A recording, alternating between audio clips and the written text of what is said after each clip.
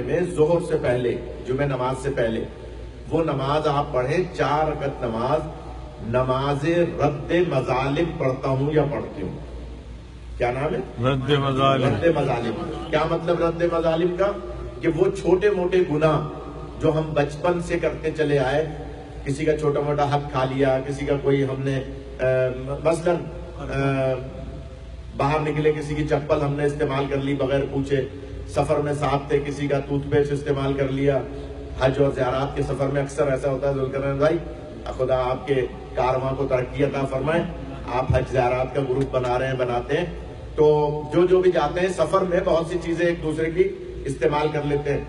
یہ جو باہر چپلیں اتارتے ہیں نا، ان کو دھیان سے اتارا کریں، ایک دوسرے پہ نالین نہیں رکھیں. اگر کسی اور کی چپلوں پہ آپ نے اپنی چپلیں رکھ دی تو 70 گناہوں میں اضافہ ہوتا ہے. غور فرمائے گا. اگر کسی کی نالین پر نالین رکھ دی آپ نے تو جان بوجھ کے، تو اس لیے نالین کو بہت دھیان سے رکھیں. اسی طرح سے چھوٹے موٹے بہت سارے گناہ ہوتے ہیں جو ہم ان کو گناہ سمجھتے ہی نہیں ہیں. بہت سارے گناہ دل توڑنے والے گناہ، چھوٹی چھوٹی باتوں پر، چھوٹے چھوٹے معاملات پر، کب گلاس اٹھاتے میں، کپ اٹھاتے میں، چائے بناتے میں، افطاری لیتے میں، افطاری نکالتے میں، اور آپ کی زندگی کے معاملات میں گھر کے اندر خاص طور پہ میاں بیوی کے حوالے سے بہت سارے شوہر اپنی زوجوں کے دل بہت توڑتے ہیں، جاہل جاہل کہہ کے. غور فرما رہے ہیں؟ یعنی بہت ساری باتیں معصوم کی منع ہے. کبھی بھی کسی کو جاہل نہ کہیں. اکثر بیوی سے کوئی غلطی ہو گئی ہے، گھر میں کوئی معاملہ ہو گیا، تم تو جاہل ہو. سخت منع ہے. ریاض بھائی توجہ فرمائے گا، سخت منع ہے معصوم کی. اس لیے کہ میری طرف منہ نہیں ہے نا، اس لیے میری طرف توجہ فرمائے. سخت منع ہے معصوم کی کہ آپ کسی کو بھی، زوجہ ہی نہیں، کسی کو بھی جاہل نہ کہیں. کسی سے مراد محب اہل بیت. کیوں کہ جاہل ہوتا ہی وہ ہے جسے معرفت امام نہ ہو. سبحان اللہ. یعنی جاہل کی علامتی عدم معرفت امام ہے. اگر تھوڑی بہت بھی امام کی معرفت ہے، جتنی بھی ہے، لیکن اس کو جاہل نہ کہیں. تو میں عرض کر رہا تھا، نماز پڑھیں 4 رکعت نماز، 4 رکعت کے ساتھ، 2 رکعت کر کے نہیں، ظہر اثر کی طرح یا عشاء کی طرح. 4 رکعت نماز رد مظالم پڑھتا ہوں یا پڑھتی ہوں.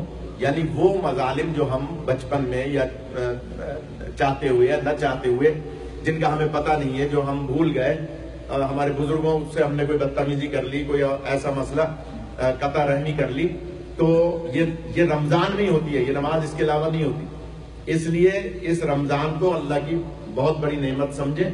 تو 4 رکعت نماز میں پہلی رکعت میں سورہ الحمد کے بعد 25 مرتبہ سورہ اخلاص، قل هو اللہ احد، اور پھر 50 مرتبہ دوسری رکعت میں الحمد کے بعد، تیسری رکعت میں بھی الحمد، اور 75 مرتبہ سورہ اخلاص، چوتھی رکعت میں بھی سورہ الحمد، اور 100 مرتبہ سورہ اخلاص.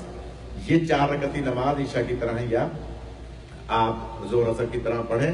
یہ جمعے کی نماز کے بعد بھی پڑھ سکتے ہیں؟ نہیں، جمعے سے پہلے پہلے تو مراد ہے کہ فجر کے بعد پڑھ لیں. فجر کے بعد، دن نکلنے کے بعد، دن نکلنے کے بعد، اور ظہر کی یعنی جمعے کی نماز سے پہلے.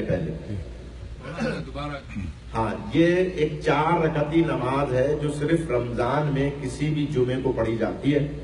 زیادہ تاکید اس کی جمعۃ الوداع کی ہے، لیکن جمعے کے دن سورج نکلنے کے بعد اور ظہر کے وقت، جسے نصف النہار کہتے ہیں، یعنی جسے ہم کہتے ہیں زوال کا وقت، زوال کے وقت سے پہلے 4 رکعتی نماز عشاء کی طرح، یعنی 2 کر کے نہیں، 4 رکعت. پہلی رکعت میں سورہ الحمد کے بعد بالجہر، یعنی زور سے پڑھنی ہے، جیسے آپ عشاء کی پڑھتے ہیں یا فجر کی پڑھتے ہیں، اس طرح سے، یا مغرب کی پڑھتے ہیں.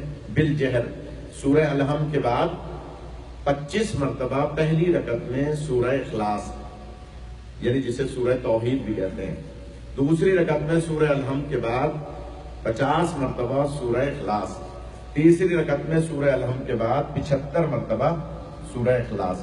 چوتھی رکعت میں سورہ الحمد کے بعد 100 مرتبہ سورہ اخلاص. اور دوسری رکعت میں قنوت بھی پڑھیں گے، جو کہ علامت ہے شیعہ نے حیدر کرار، جو 53 علامتیں بتائی ہیں محبان اہل بیت کی، اس میں یہ ایک قنوت پڑھنا بھی دوسری رکعت میں علامت ہے. ہر رکعت میں الحمدللہ الحمد ضروری ہے، پوری الحمد، تیسری اور چوتھی میں تیسری چوتھی میں بھی، اور وہ تسبیحات اربع نہیں، سورہ الحمد یا جو ہم پڑھتے ہیں تیسری چوتھی رکعت میں اکثر سبحان اللہ والحمدللہ ولا الہ الا اللہ واللہ اکبر نہیں، سورہ الحمد چاروں رکعت میں سورہ الحمد 25 50 75 اور 100 مرتبہ سورہ اخلاص. جی مولانا صاحب اگر شوہر ہے بیوی کا دل دکھایا، بہت کچھ بول دیا تو اس کو معافی مانگ لینا چاہیے. بالکل مانگنا چاہیے. وہ آپ بولو، سبھی لوگ سب سنیں. ہاں ماشاء اللہ اچھی بولو، بات دو کر سے رہے بولو، ہیں. سب کو بولو. ہاں اچھی بات. شوہر اپنے آپ کو دیکھیے، یہ جو مہینہ ہے نا درگزر کا مہینہ، معافی کا مہینہ ہے. اللہ تب معاف کرے گا جب آپ بندوں کو معاف کریں گے. بے شک. اسی طرح سے مغفرت کا مہینہ ہے، رحمت کا مہینہ ہے، آخرت سنوارنے کا مہینہ ہے. تو شوہر بیوی سے اگر معافی مانگ رہا ہے تو اس میں کوئی کباہت نہیں ہے، دل بھی تو توڑ رہا ہے نا. نہیں غور فرمائے. بہت اس اچھی کے بات. آنسو بھی اگر بہہ رہے ہیں. ہاں اس کے آنسو بھی بہ رہے ہیں تو اس کا مطلب یہ ہوا کہ دل ٹوٹا ہے. تو شیرازی صاحب بہت اچھی بات کر رہے ہیں. تو اگر کسی نے اپنی زوجہ کا دل توڑا ہے تو وہ اس سے معافی مانگے، اللہ معاف کرے گا. اور اگر زوجہ نے دل توڑا ہے شوہر کا تو وہ بھی معافی مانگے. بے شک ایسے. یہ یعنی تالی دونوں ہاتھ سے بجتی ہے نا، دونوں طرف سے ہو سکتا ہے معاملہ، لیکن زیادہ تر